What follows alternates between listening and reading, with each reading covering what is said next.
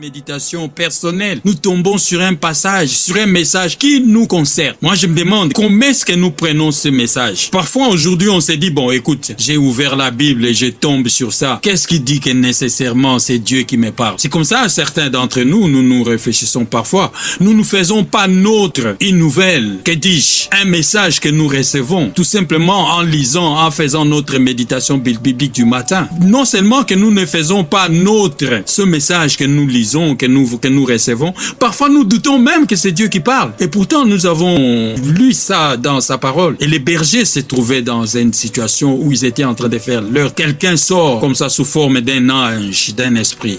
Ils sont pris de peur. Puis soudain, ils se ressaisissent. Et ces groupes de créatures leur disent, voilà la nouvelle que nous sommes venus vous annoncer. Une nouvelle, dans ces contextes, on doit le dire, invraisemblable. C'est-à-dire le Messie, le Sauveur qui doit naître où? À Bethléem. On l'attendrait quelque part ailleurs, en tout cas pas à Bethléem. Première raison de doute. Deuxièmement, voici comment vous les reconnaîtrez. Un petit bébé né dans des conditions presque négligées, entouré de quelques linges et placé dans un lit de fortune. Ce serait aussi des raisons valables pour douter. Mais la Bible dit, ils se sont empressés pour aller voir. Ils s'en sont empressés pour voir l'accomplissement de ce qui leur a été annoncé. Est-ce que de nos jours, sommes-nous pressés? Comment est-ce que vous commentez ça par rapport aujourd'hui? Est-ce que c'est comme ça que nous réagissons? Comment est-ce que vous commentez cette réaction des bergers? Et puis, un élément important, ils ont abandonné ce qu'ils faisaient. Ils sont pas partis avec les troupeaux, c'est-à-dire abandonner pratiquement ce qu'ils venaient pour voir l'accomplissement de ce qui pour eux était plus important que ce qu'ils faisaient. Glody, qu'est-ce que tu dis? Bon, moi, par rapport à la question, quand nous recevons la nouvelle, des fois, ça nous arrive aussi de douter, comme nous avons tous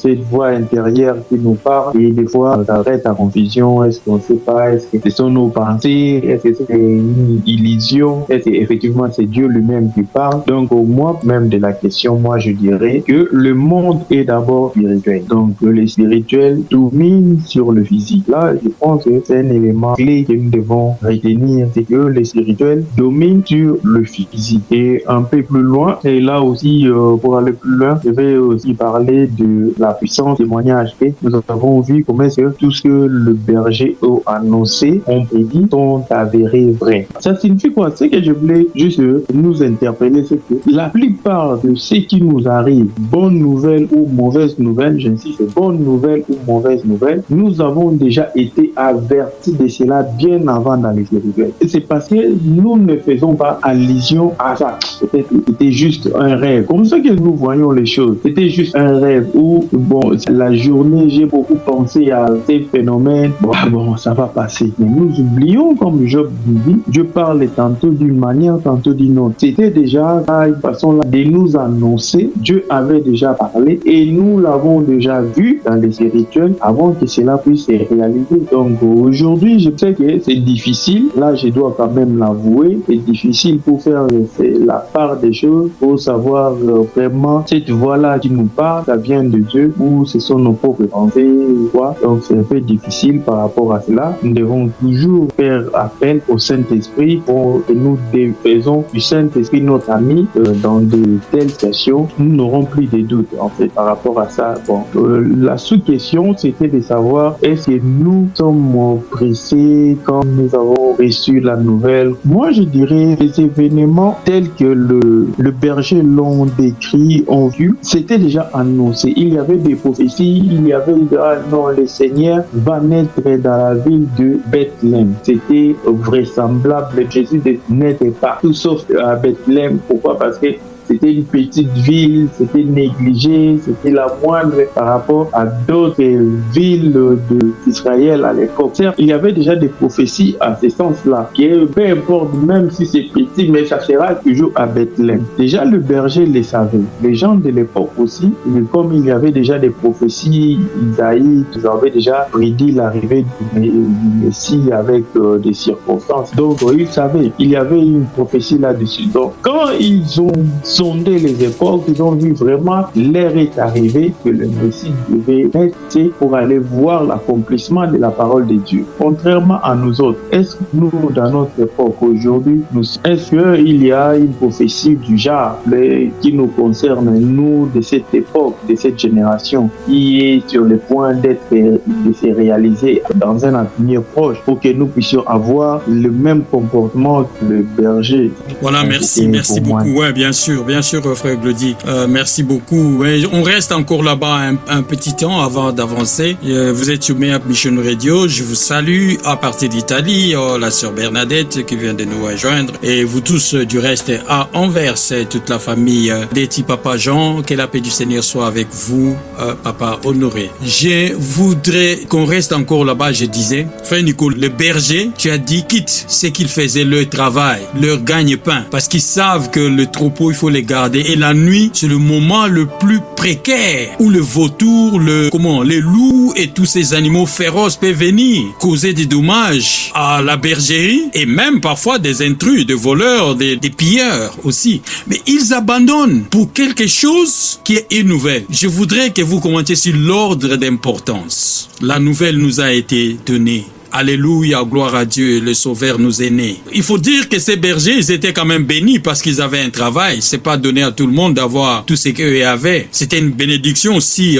venant de Dieu. Mais essayez de commenter un peu sur l'ordre des priorités. Comment est-ce que nous donnons priorité aux choses qui nous concernent ou aux choses qui concernent Dieu. Donc la venue de ces bébés, c'était plus important que tous leurs brebis parce qu'ils ont abandonné les brebis. Frère Nico. Oui, frère Eric, vous savez qu'il y avait déjà des prophéties, ils attendaient avec impatience. Et pour le berger, qui ne s'attendait pas que la nouvelle devait être annoncée à eux, et quand ils ont appris ça, ils ont abandonné. Ils ont abandonné ce qu'ils faisaient. Ils se sont hâtés pour dire que non, nous devons aller vraiment voir si c'est réel le message de l'ange concernant ce que nous venons d'apprendre. C'est la raison pour laquelle vous voyez, et il se précipite, il se dépêche et il trouve effectivement ce que l'ange avait dit quant à ce qui concerne l'avenue de la naissance de Jésus-Christ. Alors, je t'arrête un peu là-bas, frère Nico. Une question banale. On est le 20 quelque part là. Alors, c'est la collation, c'est plutôt la proclamation devant la faculté de médecine à l'université de Kinshasa. On est au home. On dit le jury est fini. On va faire la proclamation. Docteur Nico, tu nous m'appelles. Frère Eric, allons voir. Nous allons là-bas. Frère Nico, tu vas attendre quoi? Allô? Votre micro est fermé. Vraiment, c'est toujours une surprise. Hein? tu vas attendre quoi? Dis-moi. On est là. C'est la dernière année de tous ces temps que tu as passé à la faculté de médecine. C'est la proclamation. Tu es en chambre l'après-midi. Les jurys est en train de délibérer. Quelque part, 16h, 16h30, on dit, on est prêt à proclamer. Allons-y, on va voir. Alors tu me dis, frère Eric, allons. Tu vas là-bas devant la faculté de médecine. Tu vas quoi? Tu vas attendre quoi? Il y a une foule de gens qui attendent. Ouais. Et toi, frère Nico, toi, tu vas attendre quoi? La réussite. Amen. C'était ça la question. C'est tout simplement, c'est ça. C'est-à-dire, c'est quelque chose, en quelque part, c'est un peu de doute. Tu te dis, est-ce que c'est la réussite? Tu dis, non, c'est la réussite. Je vais là-bas, je vais attendre la proclamation de ma réussite. Oui. Donc, je disais, c'était un peu ça, au fait, la situation des bergers. Effectivement, ils s'attendaient à ça. C'est la raison pour laquelle, quand ils ont vu Jésus, et vous savez, ils étaient parmi les premiers, ils étaient parmi les premiers témoins. Absolument. Et quand ils ont vu Jésus, et ils n'ont pas hésité à se faire évangélistes. Ils sont allés, ils ont d'abord commencé à raconter à Marie et Joseph et ce qui leur est arrivé quand ils étaient en train de prendre soin de leur troupeau. Et par après... Parce que je m'imagine, sans te couper la parole, frère Nico, je m'imagine Marie et Joseph devraient être en train de se poser la question, mais au fait, comment est-ce que vous avez... Comment est-ce que vous êtes arrivé là-bas? Qui vous a dit que vous devez venir nous voir? C'est quoi? Comment est-ce que vous avez appris? Et je m'imagine que c'est dans ces contextes-là que le berger essaie d'expliquer à Marie, voilà comment nous avons reçu la nouvelle. Parce que jusque-là, Marie n'avait encore annoncé la nouvelle à personne. À personne. personne Donc, Marie et Joseph doivent être surpris que les gens viennent rendre visite à l'enfant. Mais plus surpris ils étaient encore que les gens racontent ce qu'ils racontaient par rapport à l'enfant. Effectivement, Marie et Joseph, ils étaient surpris de voir des gens qu'ils ne connaissent pas et qui leur dit des histoires. Et sûrement, Marie et Joseph aussi ont aussi raconté ce qui leur est arrivé depuis la conception jusque-là. Et par après, et comme je disais, quand ils partaient, ils se sont dit, mais non, nous devons raconter aux gens. Nous devons pas garder cette information pour nous seulement. Ils sont sortis, ils ont commencé maintenant à raconter aux gens ce qui leur est arrivé. Vous savez, à entendre tout ce qui s'est passé, je suis sûr, les gens étaient aussi, ils étaient perplexes, ils étaient même étonnés de voir ce qui s'est passé, que les héros nationaux, le Messie qui devait naître, est naître dans ces conditions. Et c'est vrai, on nous a appris que celui qui vient, c'est le Sauveur. On nous a appris que c'est le Seigneur. Et alors, le Seigneur doit naître dans ces conditions. Est-ce que c'est vrai?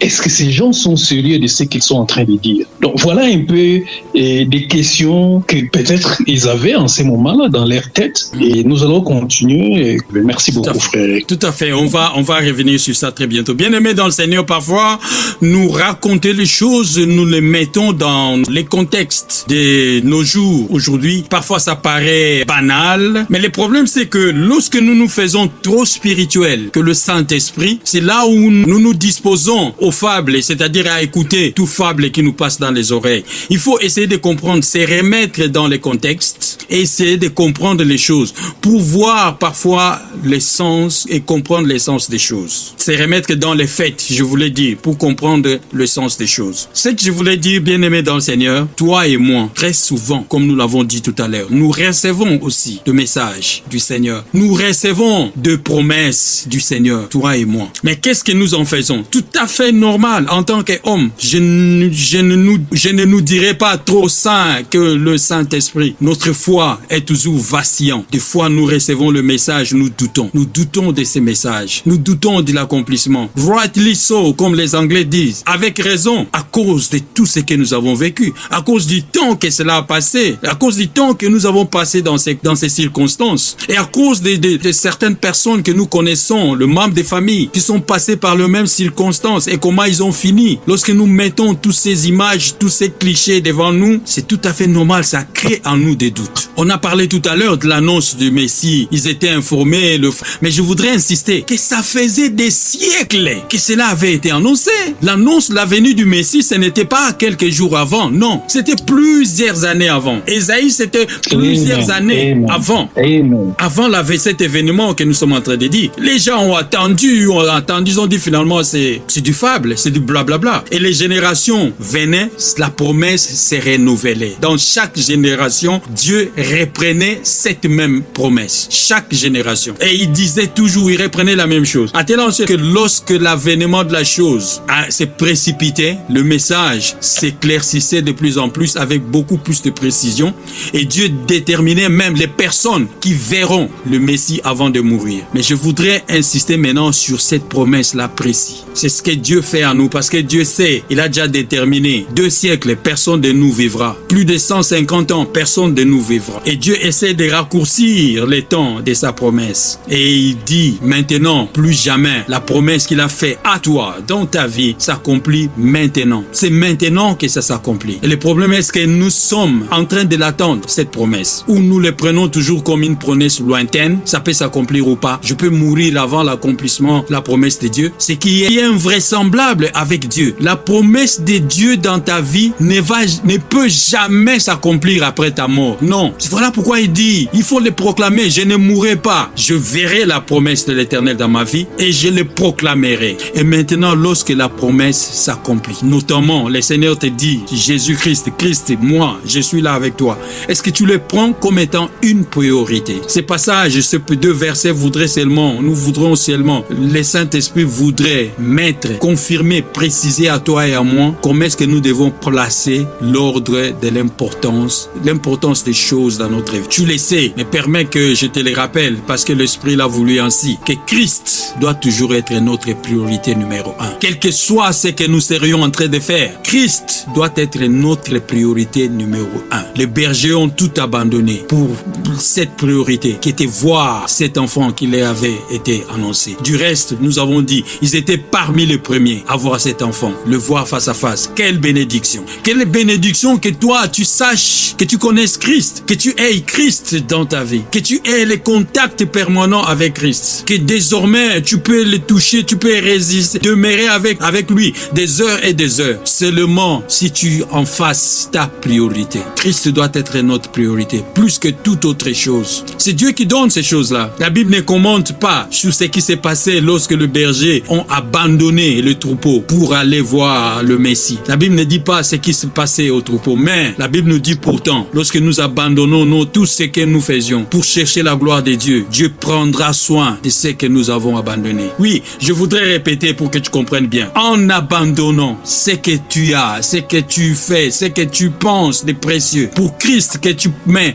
beaucoup plus de priorité dans ta vie, il te donnera plus. Ils étaient avec Christ, ils ont vécu avec Christ et eux-mêmes, et ils ont posé cette question à Christ. Seigneur, nous avons tout abandonné pour te suivre. Qu'est-ce que tu dis de nous? Mais toi, bien-aimé, il faut pas être trop spirituel. Pourquoi? Pour dire non, à écouter tout ce qu'il nous dit, blablabla, alléluia, amen. Non, il faut réfléchir, il faut chercher l'excellence avec Dieu. C'est lorsque tu comprends des choses de manière intelligente que tu peux les comprendre de manière spirituelle. Assez de ces gens qui proclament non, avec les choses de Dieu, on ne réfléchit pas. C'est faux, c'est faux. Voilà pourquoi nous venons autour des études bibliques pour réfléchir avec notre intelligence sous la conduite du Saint-Esprit. Quelqu'un vous dira les études bibliques c'est matériel, c'est scientifique, c'est tout ce que vous voulez. Non, c'est spirituel parce que nous sommes conduits par le Saint-Esprit. Les apôtres ont posé cette même question à Christ parce que eux aussi, d'ailleurs, moins que nous, à ce moment-là, ils ne savaient pas encore ce qu'il allait révéler. Seigneur, nous avons tout laissé pour te suivre. Qu'est-ce que tu dis de nous? C'est cette question que tu dois poser à Dieu. Seigneur, j'ai tout abandonné pour toi. Je pouvais faire comme les autres font, mais j'ai dit non, je ne fais pas comme tout le monde parce que j'attends à toi. Je mets Christ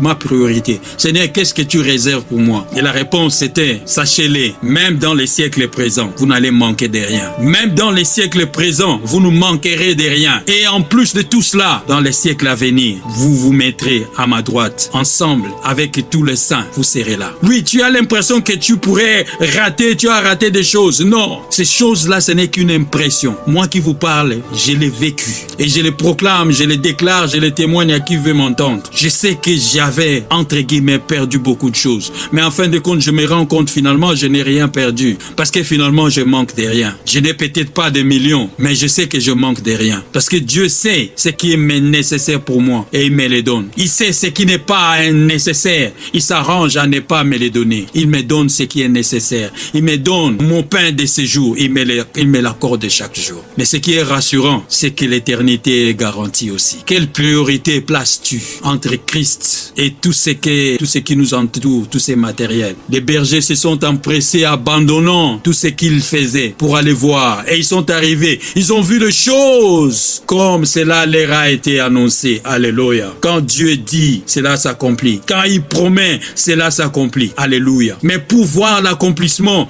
il faut chercher à voir. Allons-y voir si ce que les anges ont annoncé s'est accompli. J'ai posé la question au frère Nico. Quand tu vas aux délibérations, tu te dis, allons-y voir si le frère Nico a réussi. Non. Il dit non. Moi, je pars à la délibération pour écouter qu'on va proclamer, frère Nico, tu as réussi, tu es désormais docteur. C'est ça. Un peu de doute en tant qu'homme, nous avons. Mais moi, je veux là-bas pour toucher, pour voir, pour palper de mes yeux, de mes mains, la promesse de l'Éternel. C'est ça qui doit être. C'est ces sentiments qui devraient porter. C'est seulement lorsqu'on aura ça que nous les verrons. Les bergers se seraient dit, non, écoutez, de toute façon, bientôt, ça sera l'aube. Nous pouvons attendre jusque demain matin, nous allons voir. Parce que nous ne devons pas abandonner les troupeaux. Écoutez, c'est un grand risque. Ou Karma, il pouvait dire, écoutez, la promesse est donnée de toute façon. Avant ma mort, avant notre mort, nous verrons le Messie. Mais non, ils ont dit non, c'est maintenant. C'est lorsque tu prends la promesse et tu le dis, c'est maintenant.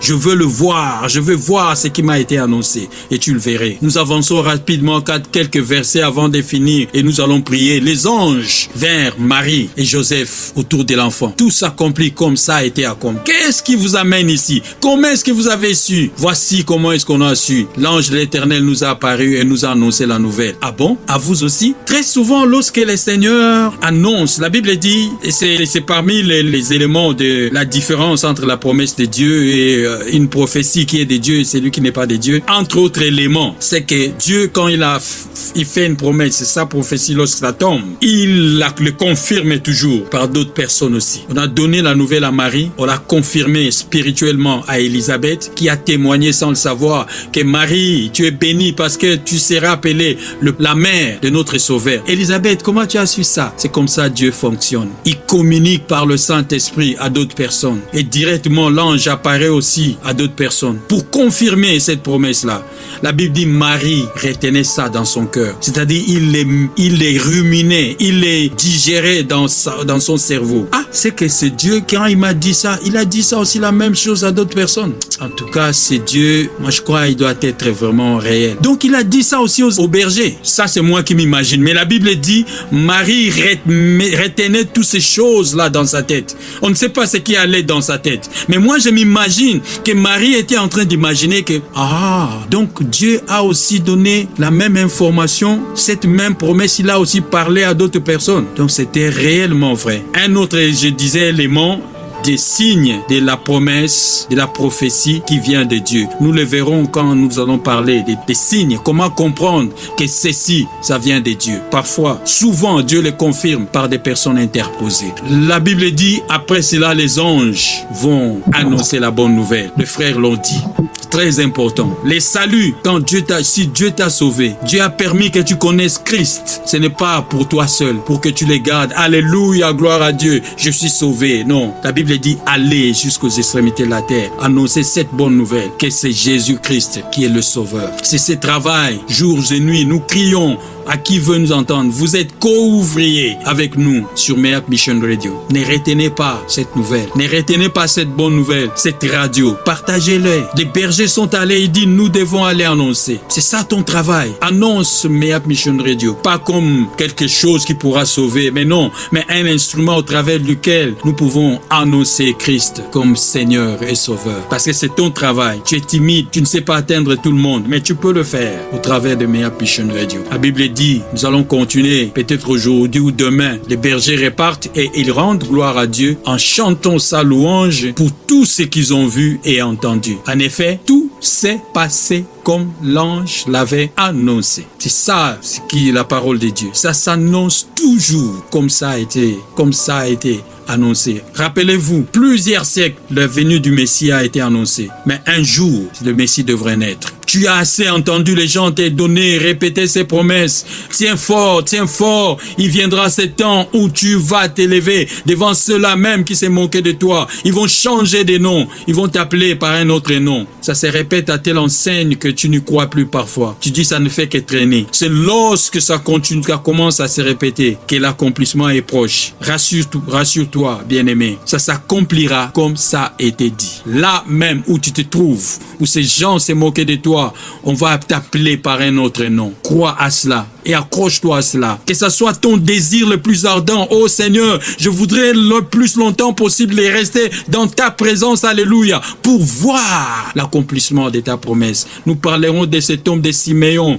Frère Nico a fait allusion à lui. La Bible dit qu'il avait été annoncé à cet homme. Tu as vieilli en âge, oui. Bientôt c'est la mort, oui. Mais sache-le, tu ne mourras jamais avant de voir celui qui est le Messie de Dieu. Quel que soit le temps que ça prendra, Siméon, tu ne mourras pas. Je verrai les œuvres de l'Éternel et je le proclamerai. C'est ça. Je voudrais que ça soit ta prière. Merci beaucoup à vous tous. Vous êtes sur Mayap Mission Radio, la chaîne chrétienne d'excellence pour la quiétude et l'excellence.